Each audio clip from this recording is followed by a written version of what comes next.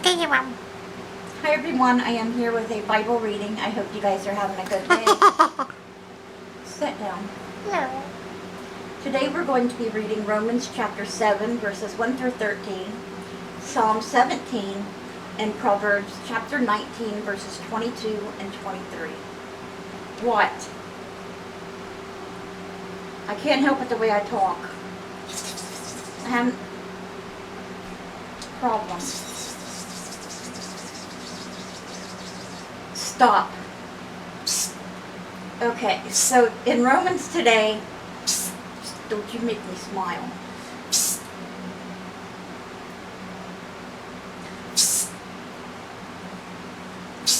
Take a picture.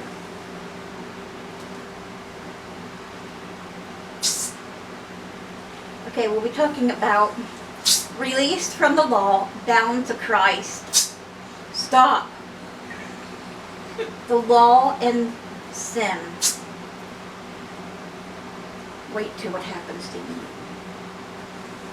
Wait till what happens to you. It's alright, you go to the dentist, see what happens.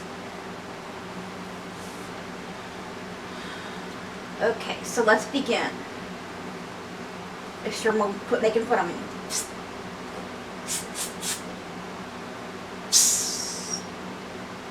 I can't help but my are emphasized now.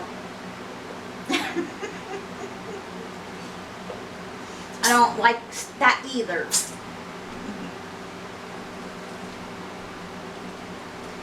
Do you know, brothers and sisters, for I am speaking to those who know the law, that the law has authority over someone only as long as that person lives?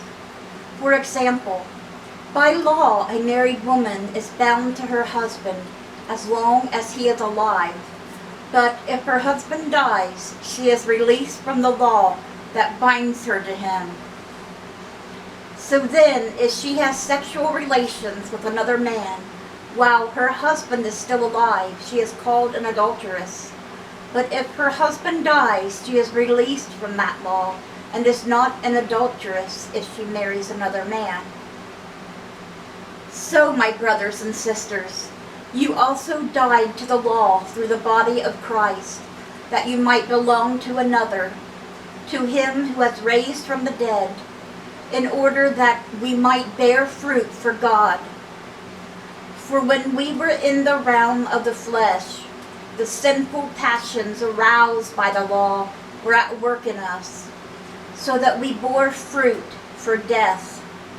But now by dying to what once bound us, we have been released from the law, so that we serve in the new way of the Spirit, and not in the old way of the written code. What shall we say then? Is the law sinful? Certainly not. Nevertheless, I would not have known what sin was had it not been for the law. For I would not have known what coveting really was in the law, had not said, you shall not covet. But sin, seizing the opportunity afforded by the commandment, produced in me every kind of coveting. For apart from the law, sin was dead.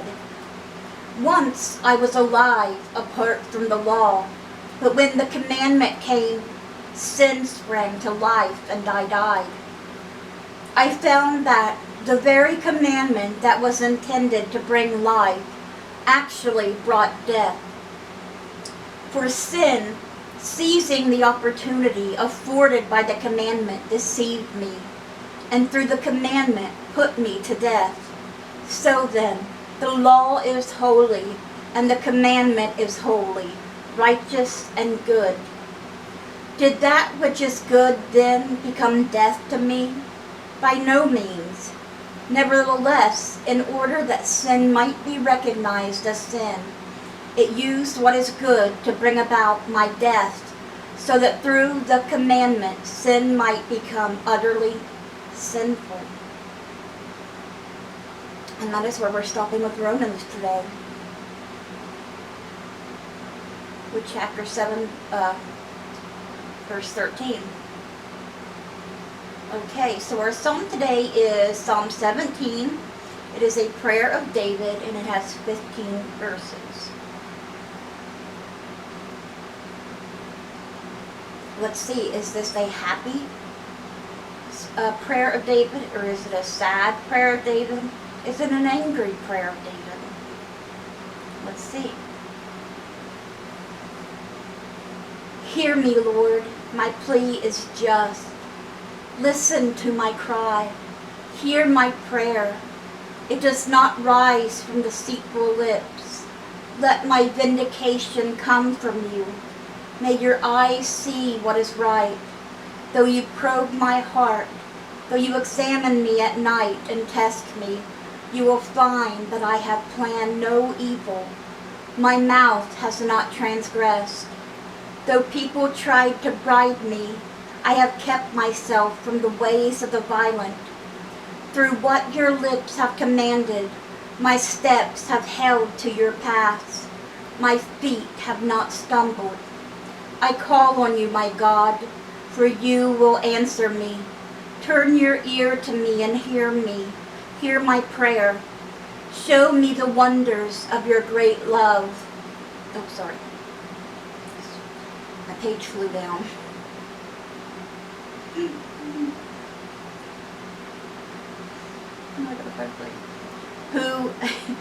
I call on you, my God, for you will answer me. Turn your ear to me and hear my prayer. Show me the wonders of your great love. You who save by your right hand, those who take refuge in you from their foes. Keep me as the apple of your eye. Hide me in the shadow of your wings, from the wicked who are out to destroy me, from my mortal enemies who surround me.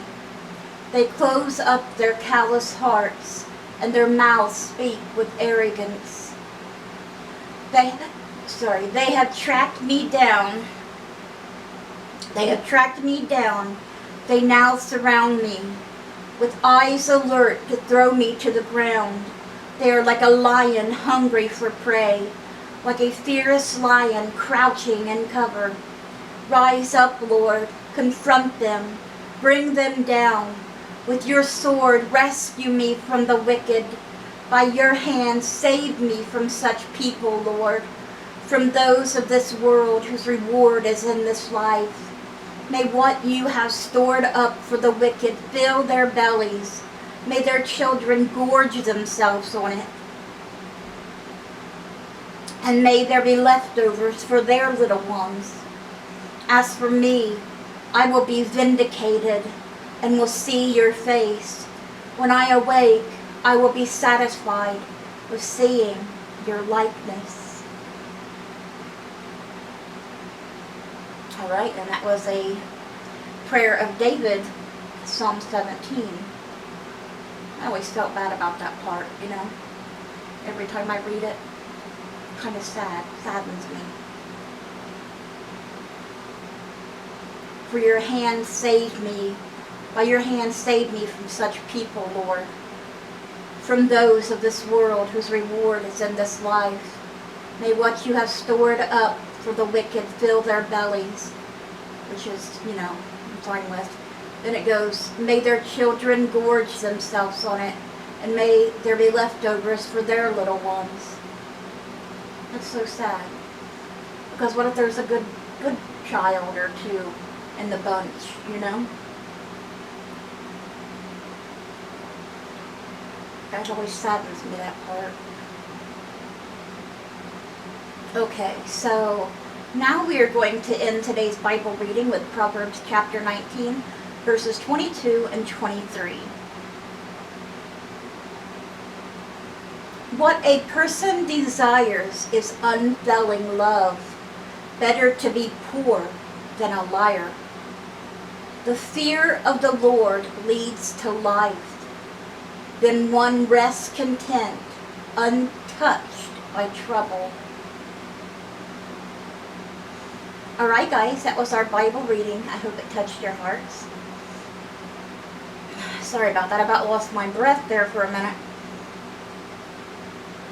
My lungs have been congested. That's what they suggested all night. I was having trouble wheezing really bad, so I woke up with a fever. I just wasn't feeling good. Plus my gums are infected and, you know.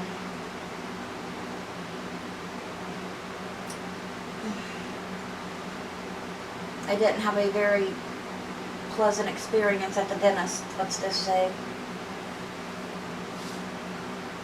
And I got this side of my mouth messed up. This right here is messed up in the front. And this is messed up down here. So it's all around. And it's all infected. I've been on antibiotics for I don't know how long. And plus I still have one pill left to take of antibiotics for a UTI that I had. So yeah. And I still got the boot on my foot. It's still healing. What? We had inspection today for our apartment, so it passed, so that's good.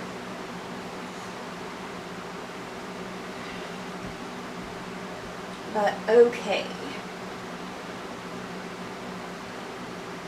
My dad's wedding is the 27th, so I'm hoping to feel better by then and be healed up some. I hope you guys have a great rest of your day. Let's bring those souls to Jesus, and God willing, we'll see you guys again tomorrow with another Bible reading. Bye guys. God bless.